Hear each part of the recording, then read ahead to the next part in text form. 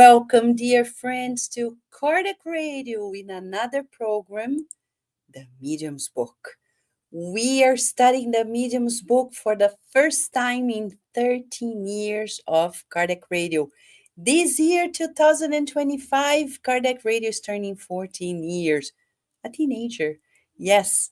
And as such, we're entering the realm of mediumship. Now we can talk about mediumship the way Kardec outlined for us. And I'm going to share a few slides with you. And feel free, you're joining us. Come, share your questions. I promise I'll keep an eye. Okay? Questions, comments, so we can make this as dynamic as possible. So last week, we studied the Medium's Book, Introduction and Chapter 1. You and I came to know that Kardec wrote this book in 1861 as a manual for people who wanted to practice mediumship. He wrote this book in two parts. Part 1, preliminary observations. Part 2, the actual knowledge. And the first part has 4 chapters. The second part has 32. So you and I are studying today chapter 2. Every week, we're going to have different friends, scholars in Spiritism who love to study and practice mediumship, and we'll share with you insights that we must know to live better. Do you believe that when we get to know that we're all mediums and we really educate our mediumship and practice it, the world's going to be better? Probably at the end of this book, you know why. Hello, Karina Alice. I can see you, dear friend. Welcome. So let me share a few slides with you, okay? Just to make it a little easier for us. All right, we have a few slides as a matter of going to this knowledge in a much better way. Let it flow more smoothly. So here we are. Here we are. Let me double check. Yes, here we are. Today it's about the extraordinary and the supernatural. Chapter 1, we were studying about the very same topic, right? And we were studying the existence of spirits. Are there spirits? That was the title, chapter 1. If we don't understand that spirits are simply those who discarnate and continue living, just like us, we can talk about mediumship. Now, we need to verify if spirit phenomena is something extraordinary or supernatural. Kardec replies to these questions in a fascinating way. First of all, he says, spirit manifestations may be found to be so alive among all ancient and modern cultures and in the holy books of all known religions. So what we're talking about is not an invention of Spiritism or Kardec. It has happened before, during, and after, in different countries, at different times, in ancient times, in modern times. No doubt about it. Making these phenomena, the spirit manifestations, something that is not supernatural. Why? Because as Kardec says, supernatural means contrary to the laws of nature. How can we give limits to the laws of God? What do we really know, Kardec asks. So at the end of the day, spirit phenomena are natural phenomena. They are phenomena of nature. Just like a storm, the wind, gravity. The same for spirits and spirit phenomena. communication in two worlds. Very natural. When people feel that it's in the order of natural events, we're going to go to a family meeting and we're going to realize in this family meeting that, of course, in this family meeting, we're surrounded by other spirits who are mingling with us as we speak. They are here with us, talking with us, and we need to ask, am I attentive to it? When you go to work, let's say you're like a friend of mine who is a flight attendant in an airplane. You think the people who are in an airplane are only those who are incarnated? No. There are lots more there too. And that's why sometimes you see some problems happening in airplanes, because there are spirits intervening, influencing people, and people just allow them. And that's why we also see the good intervention of spirits helping people who could have problems and don't have problems because there are good spirits helping them. When I'm driving, do I consider that I'm driving and with me, who is with me in the car? Am I alone? No, I'm not alone. You are not alone. I'm not alone. Being surrounded by other minds is natural. And it doesn't mean that we're surrounded physically. It means that we are connected. Just like you have your phone, and with your phone, you're connected to a network of people. The same for when we are everywhere in our lives. We're connected to that network and we receive messages and send messages, influencing others and being influenced by others. That's very natural in life. Now, Kardec will continue delighting us with his beautiful knowledge by telling us that everything relies in thought transmission, which is natural, and he says more. Thought is one of the attributes of the spirit. The possibility of a spirit acting upon matter, of a spirit impressing our senses, and therefore of transmitting its thought to us, is a natural consequence of its own physiological constitution. Friends, if we talk through a wireless phone, if I go through the internet, communicate with people wirelessly, why can't we just understand? You put two phones together, they sync. I can pass on information from one to the next just by connecting invisibly. The same happens between you and I. But Vanessa, I'm in another continent. Right now, if we're here, we're together. The same for discarnate spirits who want to do this study, either to teach us or to learn. Hence, there is nothing supernatural or extraordinary about this fact. So when people come to you and say, oh, this mediumship, so extraordinary, it's not. Very natural. Oh, but being a medium is extraordinary. No, it's not. It's very natural. We're all mediums. Because as Kardec says, the foundation for this understanding is in this light. Every intelligent effect must have an intelligent cause. And he's going to talk about it and bring arguments to those who sometimes don't accept the effect. So they refute the cause. Well, when Kardec was presented the spirit phenomena of the turning tables, he didn't believe it at all. He didn't think spirits were causing it, but he accepted the fact that the tables were turning.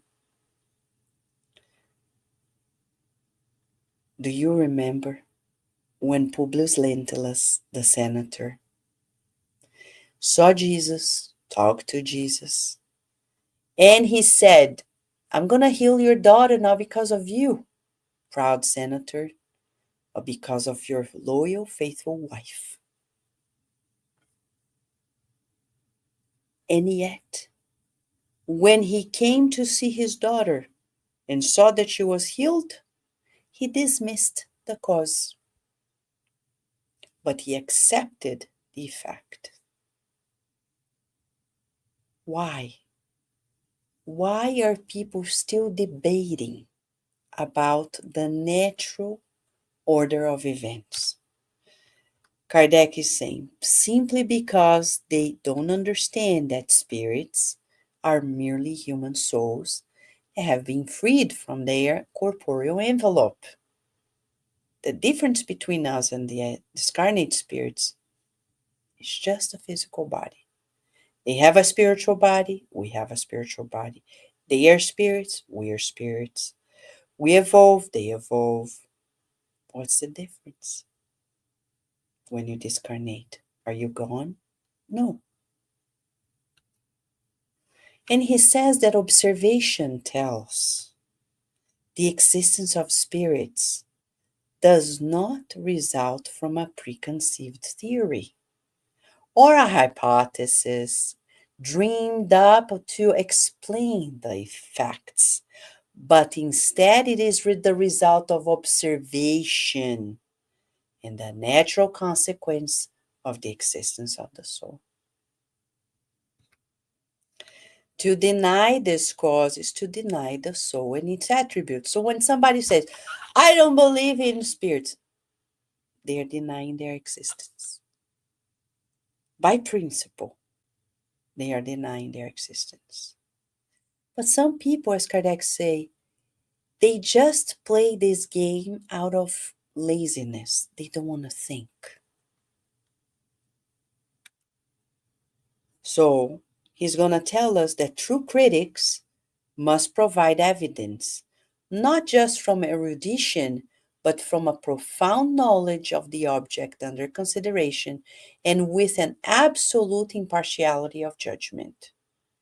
Some people are going to claim just because, like I heard people saying, religions are simply a human made thing.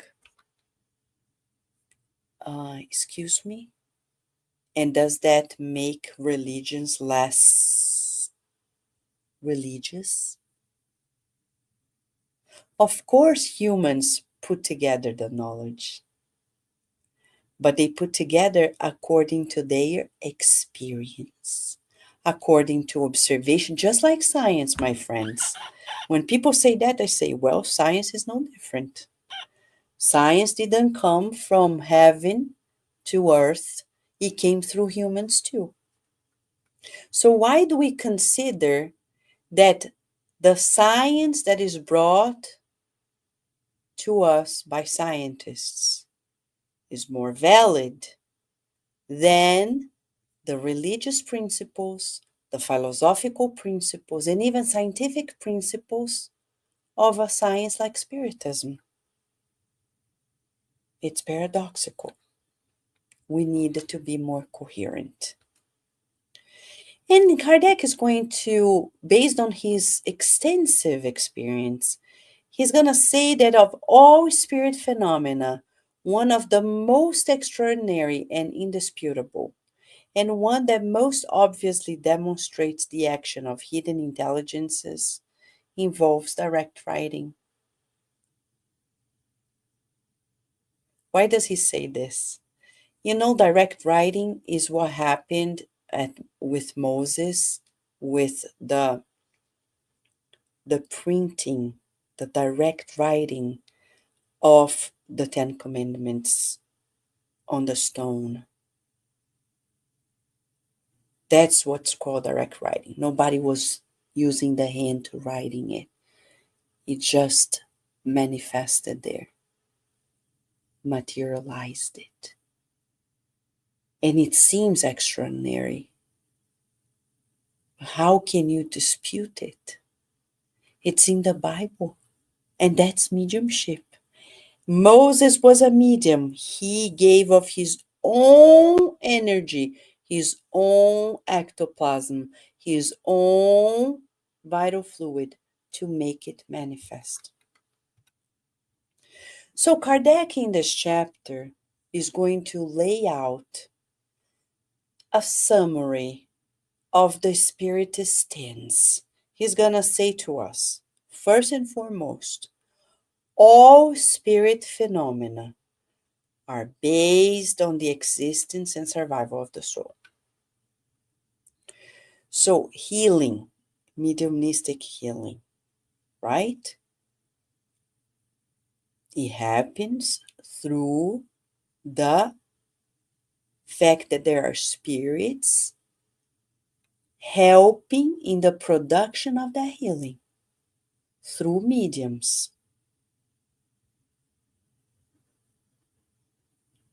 When Chico Xavier, at his early age, right, he showed to us that he was at an early age psychographing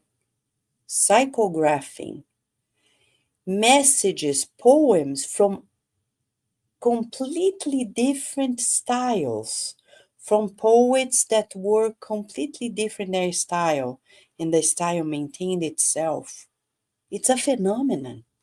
When Chico Xavier was in one city, writing even chapters, and another medium, Valdo Vieira, was in another city at the same time, providing odd chapters, and when they put together, these are books that are perfectly coherent and you cannot say a different in style. It's a phenomenon. What else? What else? Well, Kardec says that spirit phenomena are natural. So next time somebody approaches us and say, "Oh my gosh, that's amazing, that's supernatural." No, no, it's very natural. We need to make mediumship and healing everything natural as flying a plane, which hundreds of years ago would have been extraordinary. And now it's just normal, right? Driving cars. Centuries ago, oh my Lord, if somebody talked about it, they would like, what? We're talking about flying cars. There is already a model that is available, the black fly. Yeah, the black flying car. Some people already have it, and they are allowed to fly around. They are not allowed in the streets yet, but it's already happening. For some of us, it may sound extraordinary, but it's becoming very natural because it's in the laws of life. We're not bending those laws of life to make it happen. And Spiritism does not accept all fantastic stories created by imagination. Kardec is going to discuss this with us, saying chapter 2 that we Spiritists know that there is fraud. We know that there are people who are not reliable. And yet, that doesn't make us any less understanding of the facts of nature, that we are spirits living on earth temporarily, that there are spirits who discarnated but are just like us, that we communicate with one another very naturally, just like when we communicate with people through our phone. So when Kardec says that, he's going to remind us that miracles are simply unexplained phenomena. Miracles don't exist because we don't bend the laws of God. We just don't understand them yet. He finalizes by telling us that and inviting us to this important meditation amongst ourselves. In our lives, do I see myself? Do I see myself as a spirit? In these first two chapters of the Medium's book, Kardec is inviting us to feel as spirits. Do you feel yourself as a spirit? Because when I feel myself as spirit, I understand that this life is temporary. We're seeing the wildfires in California, and they are teaching us a lot of lessons. One of the lessons is, are we ready when we have to go? Because if my life is a mess, when there is an alert saying, prepare to evacuate, I'm like, oh my gosh, where are my documents? Where are my things? I don't know. The same for us as spirits. If God says today is the day you're going to come back to the spiritual realm. Oh my gosh, not today. I'm not prepared.